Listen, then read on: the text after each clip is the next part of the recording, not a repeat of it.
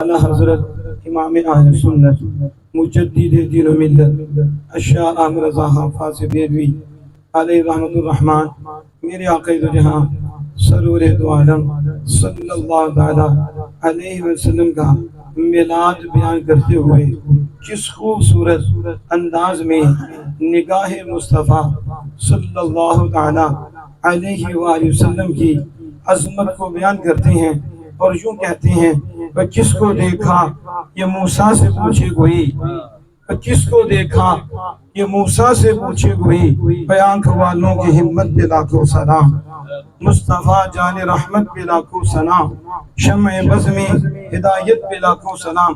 اصل میں ہمارے اندر سے سبحان اللہ اس لیے نہیں نکلتی کہ ہم شعر کی معنویت تک جاتے ہی نہیں، ہمیں یہ نہیں پتہ چلتا کہ شاعر کیا کہہ رہا ہے اور شاعر نے اپنے سامنے کون سا واقعہ رکھا ہوا ہے اور شاعر نے اپنے سامنے آمنہ کے لال صلی اللہ علیہ وسلم کی کون سی ممتاز شان رکھی ہوئی ہے اور شاعر نے اپنے سامنے کس نبی کے ساتھ جو واقعہ پیش آیا ہے اس کو سامنے رکھا ہوا ہے اور وہ سب کچھ سامنے رکھ کر کوزے میں دریا بن کر کے ایک ہمیں شعر دیتا ہے تو ہم سمجھ نہیں پاتے، اس وجہ سے وہ سبحان اللہ نہیں نکلتی۔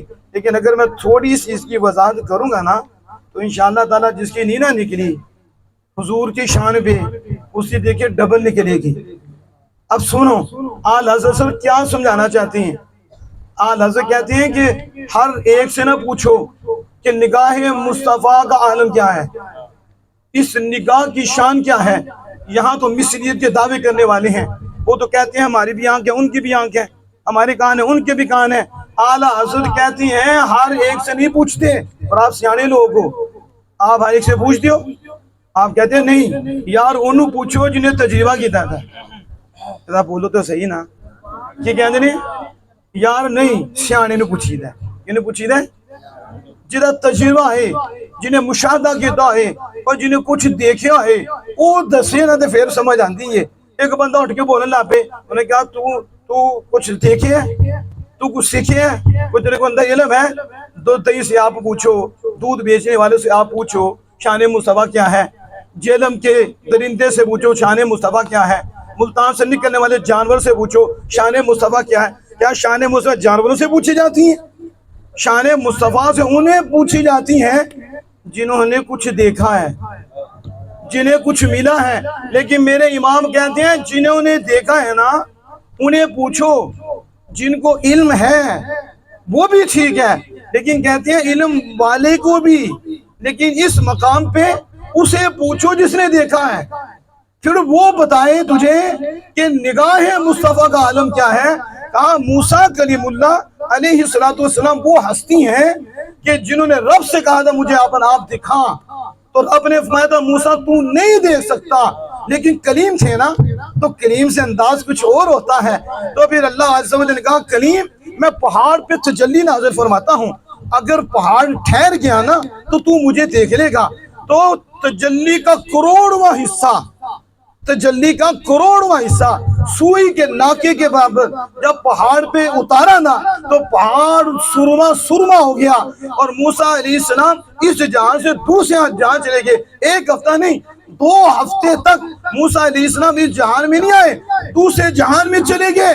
اب اعلیٰ حضرت کہتے ہیں وہاں تو جلوے کا کروڑواں حصہ آیا اور موسیٰ نے ڈائریکٹ میں نہیں دیکھا، انڈائریکٹ دیکھا ہے، تو دوسرے جہاں میں چلے گئے ہیں۔ اور میرے آقا وہ ہیں کہ جلوے کا حصہ نہیں آ رہا بلکہ جلوے والے کے پاس جا رہے ہیں، اور صفت کے جلوے بھی دے رہے ہیں، بلکہ صفت کے جلووں سے آگے ہوتے ہوئے ذات الہی کے جلوے کو بھی دیکھ رہے ہیں، اور دیکھ کر مسکرا بھی رہے ہیں اور ٹھنڈک بھی محسوس کر رہے ہیں۔